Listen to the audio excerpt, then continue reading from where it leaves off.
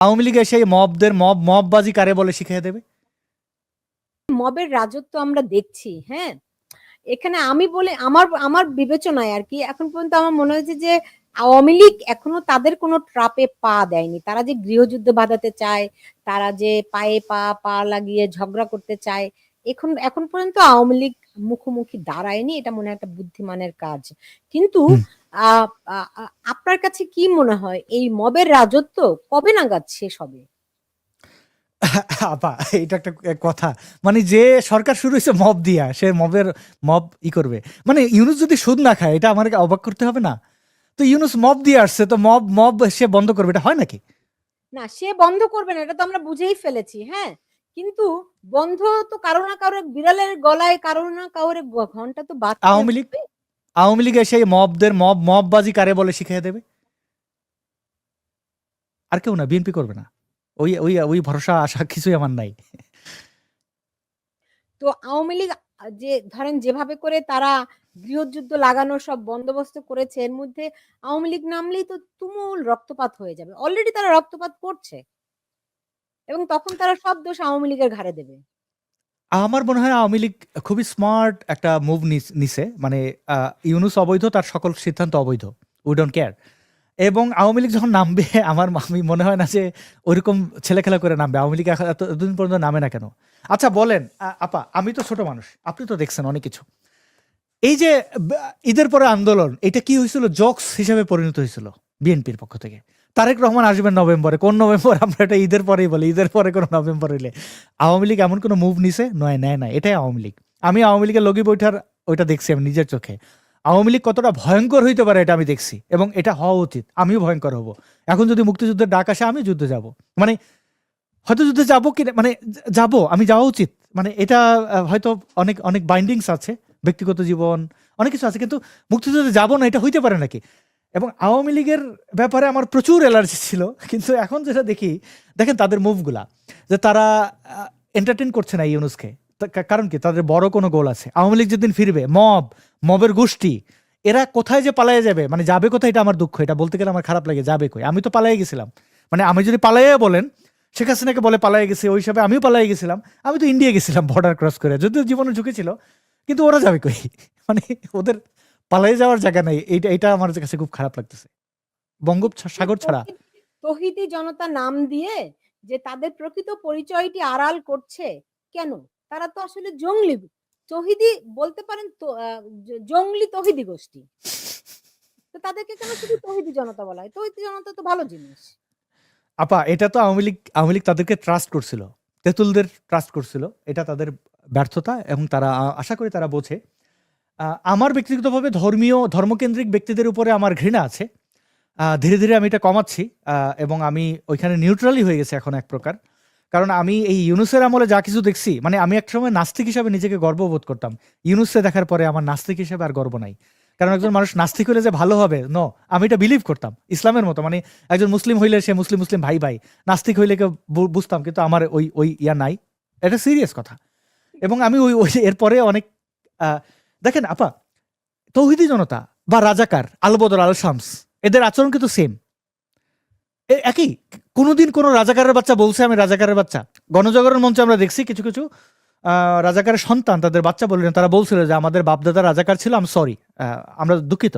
আমরা তাদের ওয়েলকাম করছিলাম, কারণ আমরা মুক্তিযুদ্ধ, এটাই মুক্তিযুদ্ধ মানুষকে ধারণ করে। এই দেশটাকে ভালোবেসে মানুষ রক্ত দিয়েছে।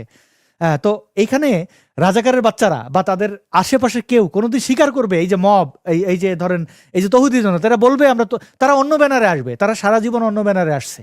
এই যে এবি পার্টি নামটাও দিছে, দেখেন এ আছে ওখানে, হ্যাঁ হ্যাঁ, এবং বিও আছে। এগুলোর এবং থেকে দেখেন এই যে কোনো না কোনো ভাবে এগুলোর থেকে তো উত্তরণ আমাদের হতেই হবে।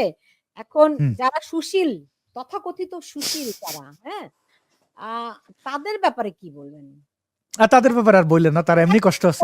যাচ্ছে দেশ, তারা অনেকদিন গাছে, হ্যাঁ, তাদের মধ্যে অনেকে দেখছে না গাছে উঠতেছে, হ্যাঁ, নারী যেহেতু আর বলছি না, তাদের মধ্যে মানে কেউ আসমান কাঁপা। এখন এখন তো দেখেন, এই যে সো কল্ড রাকসু ইলেকশন, এই কত ইলেকশন হইলো, তাদের মধ্যে আমরা দেখছি যে তারা অনেক অনেক ব্যানারে থাকে।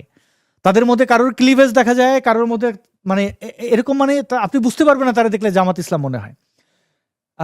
এবং আমাকে একজন ব্যক্তিগতভাবে, আমি এটা নাম না বলছি, একজন ডক্টর, উনি একজন নারী, তিনি বলছিলেন তিনি জামাত ইসলামের নমিনেশন নেবেন, অথচ তিনি জামাত ইসলামের ঘোর বিরোধী। কেন?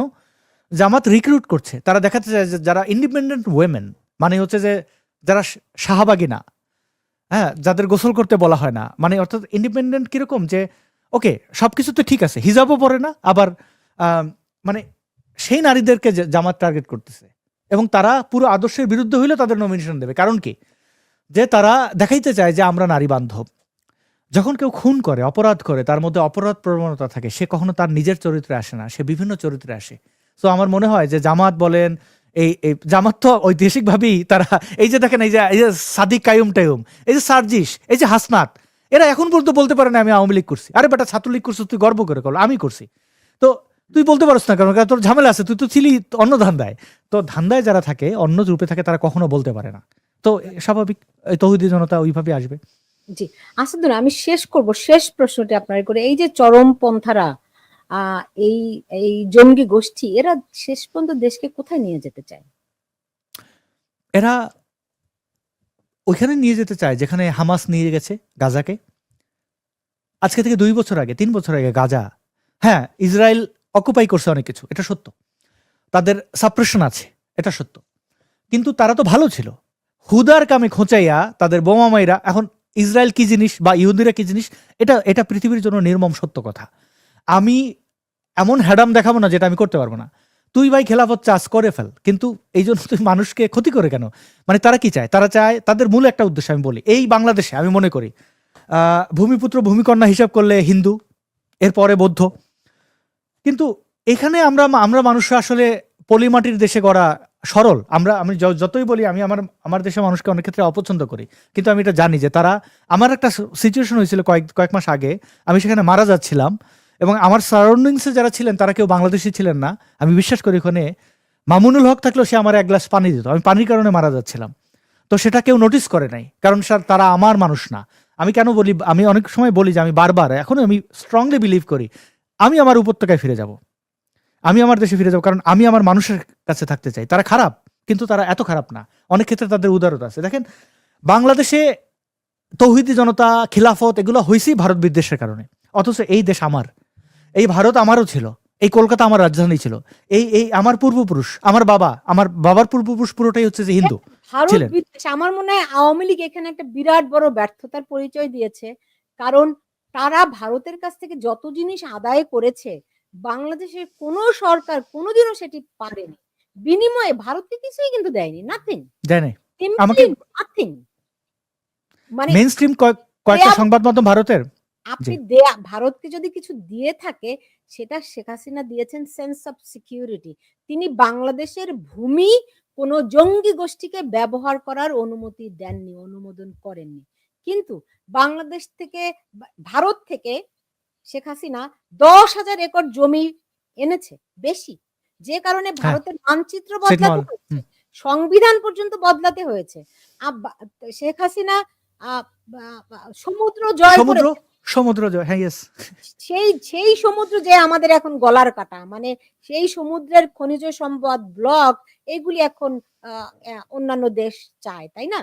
তো ভারত বিদ্বেষ নিয়ে যে রাজনীতিটা চিরকাল হয়ে আসছে, সেইটা আওয়ামী লীগ অ্যাড্রেস করতে পারে নাই, বোধহয় পারে নাই।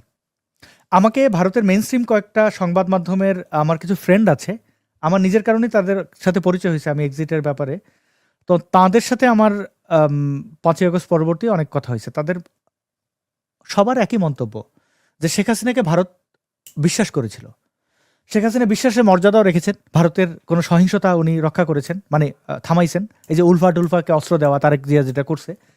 কিন্তু ওয়াকারের ব্যাপারে নাকি দিয়েছিল, মানে আমাকে একটা এভিডেন্স পাঠাইছে আর কি, ওই বেশ কয়েক পৃষ্ঠার। তো বলছে এইটা জানানোর পরে শেখ হাসিনা আমলে নেয় নাই, অথচ মানে ওই সাংবাদিকরা বলতেছেন যে আমরা ভাবতেছিলাম, অনেকেই বলছেন এই কথাটা, যে আমরা ভাবছিলাম could be might be wrong, এইটাই তো, কিন্তু দেখলাম তো এটা সত্য। শেখ হাসিনা ইগনোর করছেন। শেখ হাসিনা জাস্ট এই যে হেফাজতের সাথে পীড়িত করা, দেওবন্দ কেন্দ্রিক সম্পর্ক গড়া, এগুলোতে আসলে ভারতের ছিল না। আর আমি বিশ্বাস করি না যে ভারত যদি আমার কোনো উপকার করে নাই, এখন অলরেডি আমার একজন কো অ্যাক্টিভিস্ট মাসুদ ভাই জেলে আছেন ভারতের, তো আমি সেই বিদ্বেষ নিয়ে না বলি, মানে এমনিতেই ভারতের প্রতি আমার বিদ্বেষ নেই। ভারত আমাদের দেশ কখনো দখল করতে চায় না, এটা আমার মনে হয়। এবং ভারত চায় না আনস্টেবল হোক বাংলাদেশ, কারণ তাতে তাদের ক্ষতি হবে। এবং বাংলাদেশের মানুষরা আমরা কত বড় ব্যাকুব যে আমার চতুর্দিকে ভারত, আমি তার সাথে পাঙ্গা নড়তেছি যেখানে আমি পারবো না, হামাসের মতো করতেছি। এবং এটা আমাদের ক্ষতি হবে, বই কি উপকার হবে না। শেখ হাসিনার পলিটিক্যাল এই ইয়েটা আমি বঙ্গবন্ধুর ছাপ ওনার মধ্যে পাই। বঙ্গবন্ধু নিয়ে বিতর্ক আছে, গ্রেট ক্যালকাটা কিলিং এ ওনার ভূমিকা কি এটা ভারতীয়রা বলেন, আমারও এগুলো। কিন্তু বঙ্গবন্ধু সমৃদ্ধ হয়েছেন, বঙ্গবন্ধু মানুষের মধ্যে থেকে সমৃদ্ধ হয়েছেন, বঙ্গবন্ধু জেল খেটে সমৃদ্ধ হয়েছেন। শেখ হাসিনা এক প্রকার জেলে ছিলেন, তিনি তো বহু বছর নির্বাসনে ছিলেন দিল্লিতেই। তো তিনি সমৃদ্ধ হয়ে বাংলাদেশের রাজনীতিকে যেভাবে আমাদের গণমানুষের ভাগ্য পরিবর্তন করছেন, সেই হিসেবে আমি তাকে স্যালিউট দিই। কিন্তু তার এই যে ইসলামিস্ট যারা তাকে সারা জীবন নাস্তিক মনে করে, যারা তাকে ঘৃণা করে, হিন্দু মনে করে, ভারতের দালাল মনে করে, তাদের মন জয় করা, কারোর মন জয় করা উচিত না যে আপনার মন জয় করার এটা বুঝবে না। এবং আওয়ামী লীগের ব্যাপারে এখন আপনি যখন রাষ্ট্রপ্রধান হবেন, মানে সরকার প্রধান থাকবেন, তখন তো সব মানুষ আপনার কাছে সমান। উনি যে এই বিবেচনা বোধটি নিয়েছেন, আমার মনে হয় সেটি একটা ওনার, আমি বলতে পারবো না উনি একটা প্রাজ্ঞ রাজনীতিবিদ, আমার সেই সমালোচনা আপা করাটা আম সরি 650টা মডেল মসজিদ বানানোর জন্য কেউ ওনারে ম্যান্ডেট দেয় নাই, প্লিজ। হ্যাঁ, উনি ইগো করে পদ্মা সেতু বানাইছেন, থ্যাংক ইউ। মানে এটা আমি প্রাউড ফিল করি, আমার দেশের একজন নারী প্রধানমন্ত্রী, এবং নারী প্রধানমন্ত্রীর জন্য আমি আরো বেশি গর্ববোধ করি। মানে এখনো আমাকে যদি এই পশ্চিমের কেউ জিজ্ঞেস করে তোমার দেশের প্রধানমন্ত্রীকে, আমি শেখ হাসিনার কথা বলি, কারণ নারীর একটা ব্যাপার আছে। মানে উনি যে বলছিলেন, এবং আওয়ামী লীগ দেখেন, শেখ হাসিনার একটা বড় যোগ্যতা বলি, বঙ্গবন্ধুর হাতে আওয়ামী লীগ, মানে মুসলিম লীগের পরে আওয়ামী লীগ আমি বলবো বঙ্গবন্ধুরই ইয়া। এবং দেখেন আওয়ামী লীগের নেতাকর্মীরা আর যাই করুক, বিএনপি জ্বালাও পোড়ার রাজনীতি করছে, বাসে আগুন দিছে, আওয়ামী লীগ দেশের সম্পদ, আওয়ামী লীগের নেতাকর্মী যে একটা পাগল অসভ্য, ও কিন্তু দেশের সম্পদ নষ্ট করে না। না, এর কারণ এটা হচ্ছে আমি কারণ শুনেছি, হচ্ছে এটা হাইকমান্ড থেকে তাদের নির্দেশ আছে, ইয়েস, দেশের কোনো সম্পদ নষ্ট করা যাবে না।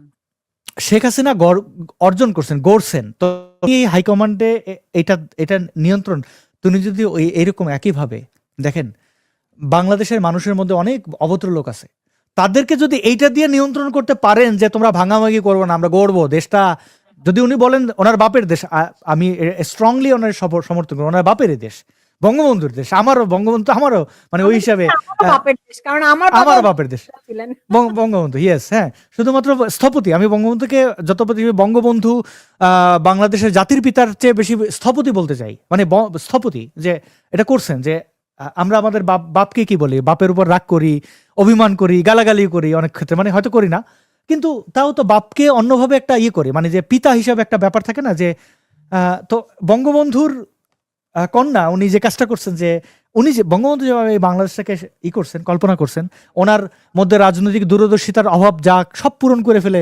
7ই মার্চের ভাষণ এই বাংলাদেশে, এই বাংলাদেশ না হয়ে যদি বাংলাদেশ 3 টুকরা হয়, এই উপত্যকায় কেউ আর 7ই মার্চের ভাষণ দেবে না।